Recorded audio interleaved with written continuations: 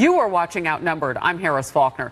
Here today, Melissa Francis, Town Hall editor and Fox News contributor Katie Pavlich, syndicated radio talk show host and Fox News contributor Leslie Marshall. Joining us today, Steve Hilton in the center seat, host of The Next Revolution and the author of Positive Populism. Great to have you. Great to be here. All right, let's get started. In the meantime, President Trump touting his administration's readiness for Florence as he defends his response to last year's hurricane in Puerto Rico and takes issue with the recently revised death toll there. That number, based on estimates from a study by researchers at George Washington University in D.C. The president tweeting 3,000 people did not die in the two hurricanes that hit Puerto Rico. When I left the island after the storm had hit, they had anywhere from 6 to 18 deaths. As time went by, it did not go up by as much. Then, a long time later, they started to report really large numbers like 3,000. This was done by the Democrats in order to make me look as bad as possible when I was successfully raising billions of dollars to help rebuild Puerto Rico.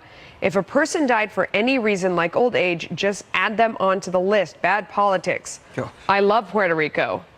Speaking of bad politics, those tweets triggering a furious response from Democrats. The number two in the House, Steny Hoyer, saying President Trump's tweet this morning denying the official death toll from Hurricanes Irma and Maria are beyond comprehension and deeply offensive to the thousands of American families who lost loved ones. Only Donald Trump would try to make the deaths of nearly 3,000 Americans into a story about himself and his political fortunes. All this as the president says his administration is ready for whatever Florence throws their way. My administration is in close coordination with state and local authorities, tremendous people working on the hurricane, first responders, law enforcement, and FEMA, and they're all ready, and we're getting tremendous accolades from politicians and the people. We are ready, but this is going to be one of the biggest ones to ever hit our country. Residents in the path of these devastating storms should comply with all evacuation orders and other emergency instructions. Protection of life is the absolute highest priority, and that's what we're doing. Steve, let me give you some other numbers that are really important right now. 5 states have declared a state of emergency. 1.7 million people in the Carolinas and Virginia is told to evacuate. 10 million people in the path of Florence. And instead, they're fighting back and forth about what happened in Puerto Rico. It is incredibly distasteful. Yeah, totally. I don't know why the president waited in on this. Leslie, why can't we put our politics to the side right now in the face of this storm? We should, but the president didn't, and the president hasn't. And you can never, left or right, no matter what office you're in, try and turn a disaster into political victory. I understand his numbers are down. I understand that we're months away from the midterm elections. But one of the things people are looking at, which they don't want to see, I think, in the president, are the self-accolades. One of the things I did like when we just saw the press conference is he used the words they more than I. You know, they're ready. The first responders are prepared.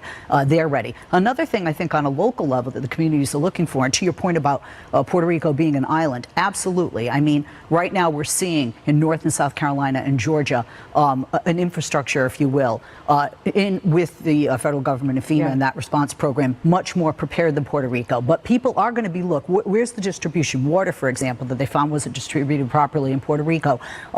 Food, shelter, and healthcare. They are going to look to that. But quite frankly, I really don't think that comes to their mind, most Americans, when they go to vote. I really don't. So there shouldn't be a reason why anybody should politicize this. However, funding, that is essential. To take money from immigration, and Homeland Security has assured that ICE is going to pull back, and they're not. That was an example of exactly what you're talking about. That was politicizing it, and it turned out not to be true. Right. But this is not what people are going to vote for when they go to the polls in November. And this is why I think whether you're the president, whether you're in a local office in any of those states, you don't politicize this. This is about people and preparedness and getting the supplies they need to them in a timely manner. Katie, this video leaked to Breitbart News and then released features Google's founders and top executives expressing dismay, lamenting the outcome of the 2016 presidential election during this internal meeting with employees shortly after Donald Trump's win. Here is just a taste of what was said. Let's face it, most people here are pretty upset and pretty sad because of the election. That was the first moment I really felt like we were going to lose. And it was this massive, kick in the gut that we were going to lose. And it was really painful. We'll be very strong and vocal and, not just, from a press standpoint or a PR standpoint, but actually working hard behind the scenes to stand up for what's right. Is there anything positive you see from this election result?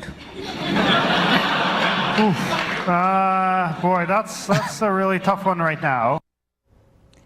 The VP of People Operations also spoke on the topic of diversity and inclusion, noting this.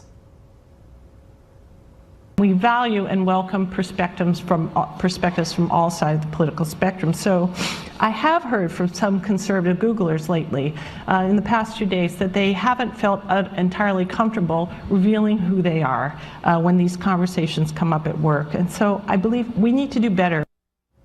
In response to the video and fallout, Google released a statement arguing that the employees and executives were expressing their personal views, writing, "Nothing was said at the meeting or any other meeting to suggest that any political bias ever influences the way we build or operate our products. To the contrary, our products are built for everyone, and we design them with extraordinary care to be a trustworthy source of information for everyone without regard to political viewpoint." Now, a quick reminder, even as the president's campaign manager calls for congressional hearings, earlier this month, Google execs skipped a Senate intelligence hearing regarding efforts to prevent election meddling and disinformation. I want to get Leslie in here real quickly. What are your thoughts on this? I don't think that. I think they have their personal views, and I think everybody's political views and personal views weigh into all the business decisions, no matter what business you're in.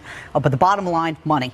They're a business. They want to make money. So I don't think that they would be so stupid as just to cater to the left. So I'm not buying the conservative right. I want to know about their algorithm.